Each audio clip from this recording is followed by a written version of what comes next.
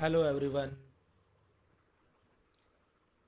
Last वाली video में हमने करंट इलेक्ट्रिसिटी के टोटल 12 न्यूमेरिकल कर लिए थे। अब 12 न्यूमेरिकल से बाद वाले न्यूमेरिकल करते हैं।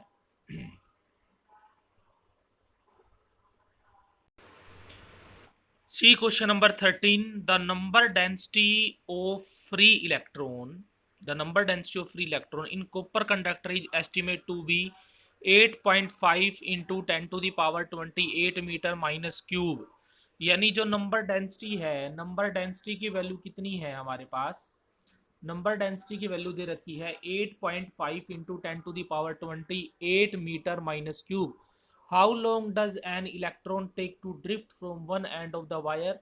वायर की लेंथ दे दी हमें 3 metre to its other end. The area of cross section इतना दिया है, यानी एरिया की वैल्यू दी है, लेंथ की वैल्यू दी है और हमें नंबर डेंसिटी की वैल्यू दे रखी है और करंट की वैल्यू दे रखी है।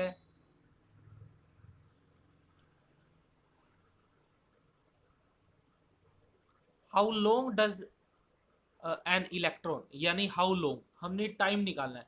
तो देखो I is equal to A N E V D. I is equal to A N E V D मैंने रिलेशन करवाई है लास्ट वीडियो में। I is equal to A N E V D. तो यहाँ पर ये सारी जो वैल्यू पुट करके, करंट की वैल्यू, एन की वैल्यू, ए की वैल्यू, ई की वैल्यू पुट करके हमारे पास ड्रिफ्ट वेलोसिटी की वैल्यू आ जाएगी। और ड्रिफ्ट वेलो और हमने निकालना है टाइम। टाइम होता है लेंथ बाई ड्रिफ्ट वेलोसिटी। तो ड्रिफ्ट वेलोसिटी की ये रिलेशन यहाँ पर पुट करके और जितनी भी वैल्यू हमें गिवन है वो पुट करके हमारे पास आंसर आ जाएगा। देखो हमने स्टार्टिंग में क्या करना है, I is equal to A N E V D. हमें पता है कि I is equal to A N E V D होता है। तो सबसे पहले इस रिलेशन से गिवन डाटा, ये सारा हमें डाटा गिवन है, वी डी की वैल्यू निकल जाएगी। और जो टाइम है वो होता है length by V D. Length की वैल्यू दे रखी है, वीडियो की वैल्यू ऊपर इक्वेशन से निकाल लेंगे तो हमारे पास रिजल्ट आ जाएगा 7 hour 33 minute। आगे देखें, the earth surface has a negative surface charge density of 10 to the power -9 coulomb metre -2। तो हमें ये सरफेस चार्ज डेंसिटी दे दी अर्थ की, जिसकी वैल्यू हमें इतनी दे रखी है। The potential difference of 400 kilowatt between the top of the atmosphere and the surface result due to low conductivity of low atmosphere in a current of only 1800 ampere over the entire globe. If current were no mechanism of sustaining atmospheric electric field, how much time would be required to neutralize the earth's surface? This never happen in practice because there is a mechanism to replenish electric charge, namely the continual thunderstorm and lightning in different part of the globe. Radius of earth is 6.37 into 10 to the power 6 metre. तो कहने का मतलब क्या है कि earth surface की charge density हमें दे रखी है, पोटेंशियल डिफरेंस दे रखा है, करंट दे रखा है 1800 एम्पियर। तो हमने क्या निकालना है,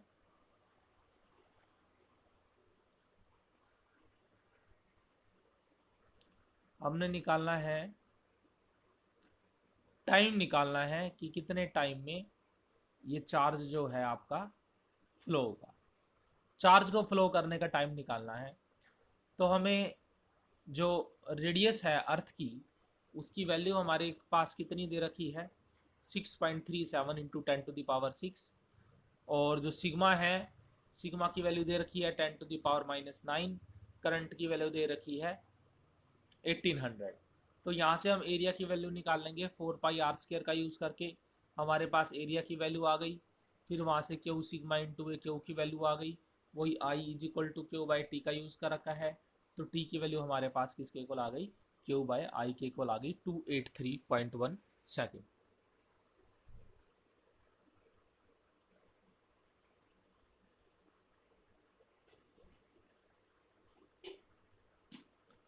देखो एक्चुअली में इस क्वेश्चन में करंट का फ्लो हो रहा है। करंट का फ्लो क्यों हो रहा है, क्योंकि जो टॉप एटमोस्फेरिक लेयर है, यानी मान लिया ये लेयर है, ये अर्थ है और अर्थ की टॉप एटमोस्फेयर लेयर है ये वाली। और पोटेंशियल डिफरेंस यहाँ से मान लिया, यहाँ से लेके यहाँ तक का जो पोटेंशियल डिफरेंस है अर्थ तक का, वो कितना दे रखा है, 400 किलो वोल्ट दे रखा है। जब 400 किलो वोल्ट दे रखा है तो आपको पता है ऊपर वाले एटमॉस्फेयर से नीचे वाले एटमॉस्फेयर की तरफ चार्ज पार्टिकल का फ्लो होगा होगा तो जो चार्ज पार्टिकल का फ्लो होगा वो कितने टाइम में होगा वो निकाल रखा है यहाँ पर, इस बात का ध्यान दें। इसके बाद है 6 lead acid type of secondary cell each of EMF 2.0 volt. तो यानी हमें number of acid lead acid type of secondary cell दे रखे हैं जिनकी ईएमएफ 2.0 है और टोटल नंबर इनके 6 हैं। तो ईएमएफ की वैल्यू दे दी हमें और सेल की वैल्यू दे दी हमें। इंटरनल रेजिस्टेंस इतना है 0.05 और एक्सटर्नल रेजिस्टेंस की इतनी वैल्यू दे दी 8.5। What are the current drawn from the supply, current कितना ड्रॉन होगा, तो करंट की वैल्यू किसके इक्वल होती है, ई अपॉन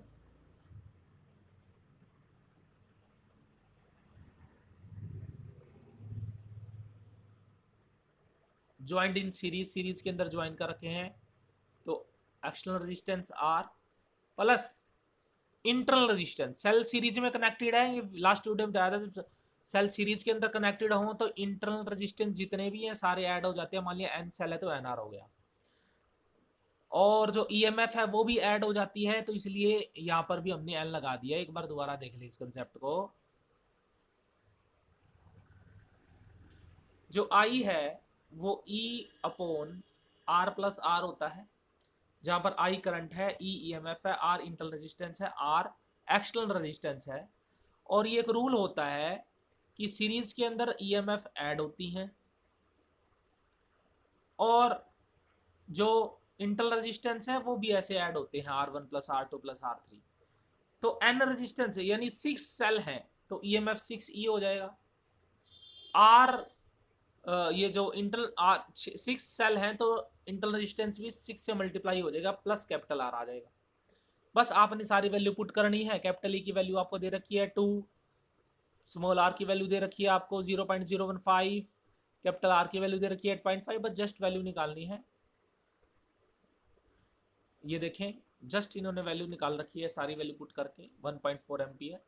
उसके बाद है टर्मिनल वोल्टेज निकालनी है। तो करंट हमारे पास आ गया है। टर्मिनल वोल्टेज का फॉर्मूला ओम्स लॉ के according V is equal to external load resistance के में है तो V is equal to IR। उसके बाद इन्होंने बोला है इस secondary cell after long use has an EMF of 1.9 volt. एक सेकेंडरी सेल है जिसका लंबे टाइम पर यूज होने के बाद ईएमएफ कम हो गया है at a large internal resistance, internal resistance large हो गया है। तो what maximum current can be drawn from the cell, could the cell drive starting motor of a car. देखिए बेटा बस जस्ट जो ईएमएफ है आपका इतना है, रेजिस्टेंस इतना है, डिवाइड कर दे 0. This amount of current can not start because car की मोटर को स्टार्ट करने के लिए हमें 100 ampere for few second, 100 ampere current चाहिए तो ये स्टार्ट नहीं कर सकता। ये देखे बेटा अब 16 क्वेश्चन। 2 वायर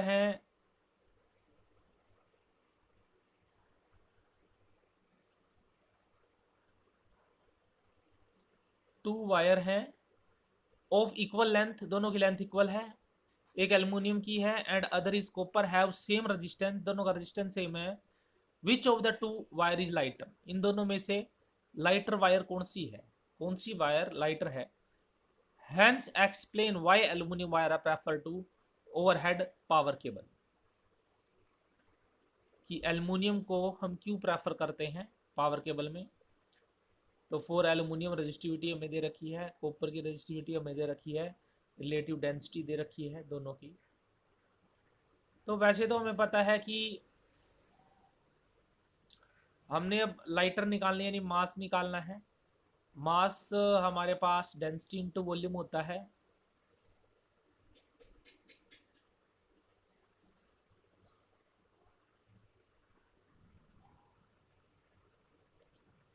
और जो डेंसिटी की वैल्यू दे रखी है इन्होंने हमें,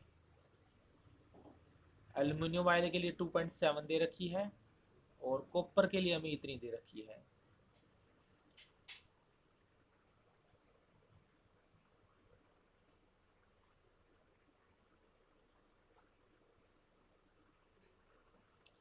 तो यहां से देखते हैं हम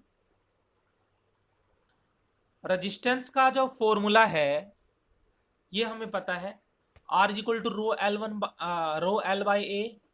तो रो वन के प्लेस पर ये एल वन के प्लेस पर हमने पुट कर दिया जो लेंथ है, और लेंथ मान लिया एल है, एल पुट कर दिया क्योंकि दोनों सेम लेंथ की हैं, तो हमने एल वन एल टू को सेम ही पुट करना है।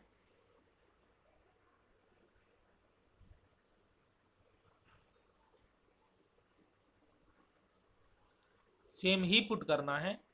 तो L one L two are equal to each other, तो एल पुट कर दिया। और जो मास होता है एल्युमिनियम वायर का, देखो डेंसिटी मास बाय वॉल्यूम होती है, तो मास हो जाएगा डेंसिटी इंटू वॉल्यूम। वॉल्यूम किसके इक्वल होता है? वॉल्यूम होता है एरिया इंटू लेंथ। तो रो के प्लेस पर डी पुट कर रखा है, डेंसिटी को डी से नोट कर रखा है यहाँ पे। और पहले वाले केस में density D one, area A one, L one, length L one. तो इस यहाँ से एम वन की वैल्यू आ गई हमारे पास, A one L one D one, तो ए वन एल वन, और डेंसिटी की वैल्यू हमने पुट कर दी 2.7।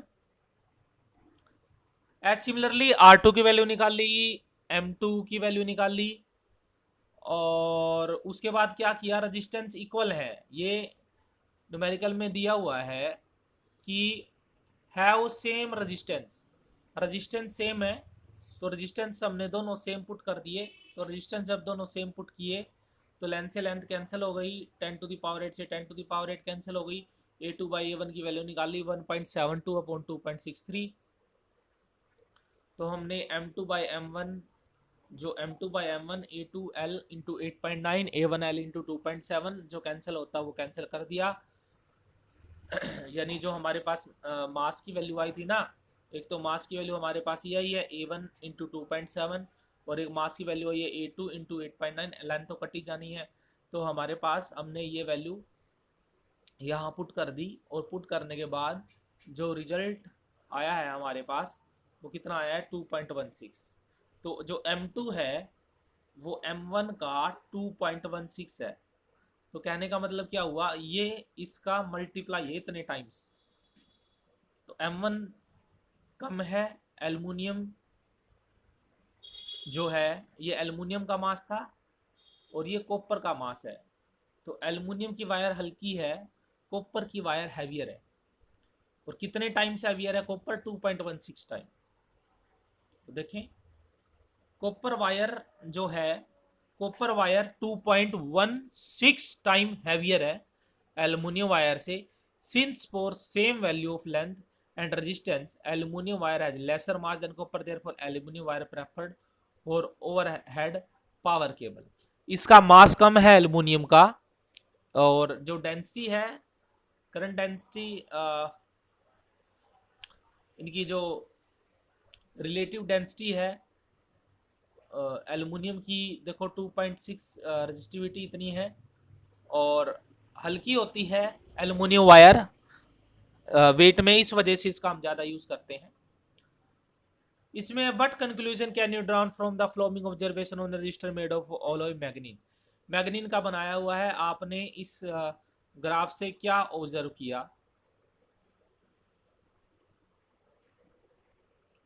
तो इसमें देखिए बेटा, जितनी भी रीडिंग है आप क्या करें, देखो इसमें हमें करंट दे रखा है और वोल्टेज दे रखा है। तो करंट और वोल्टेज की रिलेशन किस में होती है? ओम्स लॉ में होती है।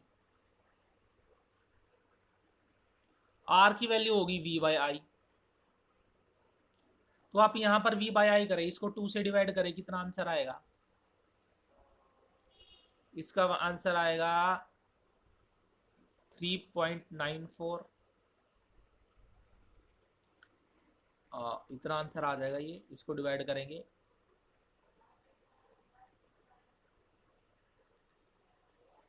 19.7 आ जाएगा। 19 यानी पहले वाले केस में 19.77 आया हमारे पास, 19 पॉइंट, पहले वाले केस में आया 19.7। इस वाले केस में भी करेंगे तो आप एक बार करके देख लें, 787 अपॉन 4 कितना आएगा ये 1, और 4 9 जा 36, और 36 और फोर्स लगभग 19.6। ठीक है, तो यानी कहने का मतलब क्या है कि जो रेजिस्टेंस है उसकी वैल्यू जो है वो लगभग सेम आएगी, 19 के आसपास, 19.6 19.5 के आसपास आएगी। तो हम कह सकते हैं since the ratio of voltage and current for different reading is same, तो ओम्स लॉ वैलिड है।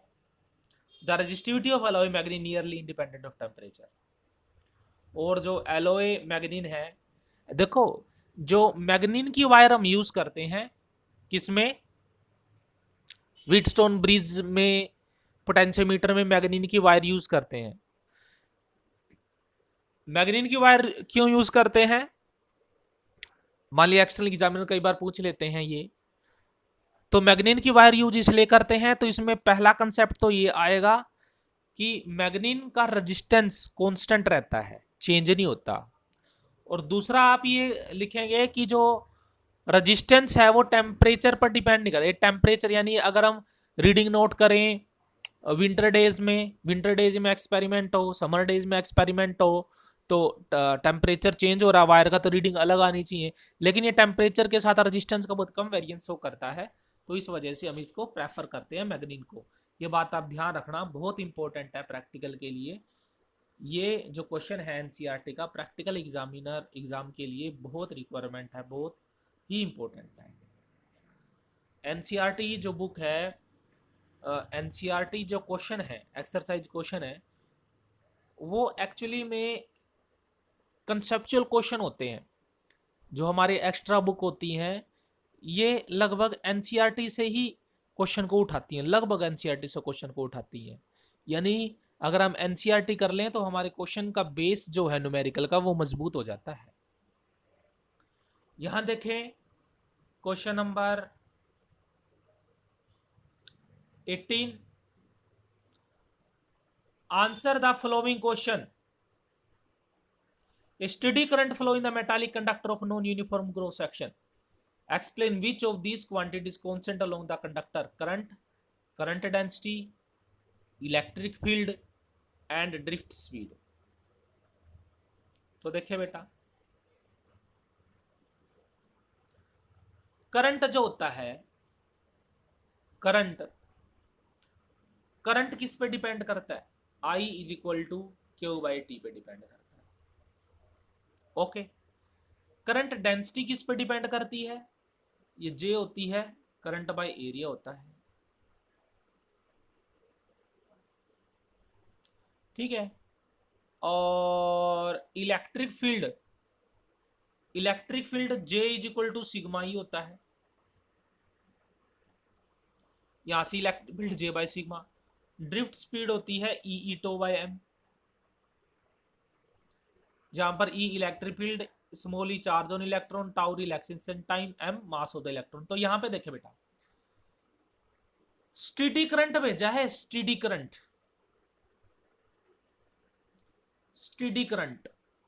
स्टेडी मतलब कांस्टेंट करंट, चार्ज कांस्टेंट भेजा है, चार्ज कांस्टेंट है जी। तो जब चार्ज कांस्टेंट है, टाइम के लिए करंट भी हमारा क्या रहेगा, कांस्टेंट रहेगा। तो करंट हमारा कांस्टेंट है, चार्ज कांस्टेंट दे रखा हमें। लेकिन ये बोल रहा है कि जो कंडक्टर है उसका एरिया नॉन यूनिफॉर्म है, एरिया छोटा बड़ा, एरिया छोटा बड़ा होगा तो करंट डेंसिटी लो डाउन होती रहेगी, तो करंट डेंसिटी चेंज। अब जब ये चेंज हो गई तो इलेक्ट्रिक फील्ड चेंज होगी, और जब इलेक्ट्रिक फील्ड चेंज होगी तो ड्रिफ्ट वेलोसिटी चेंज होगी।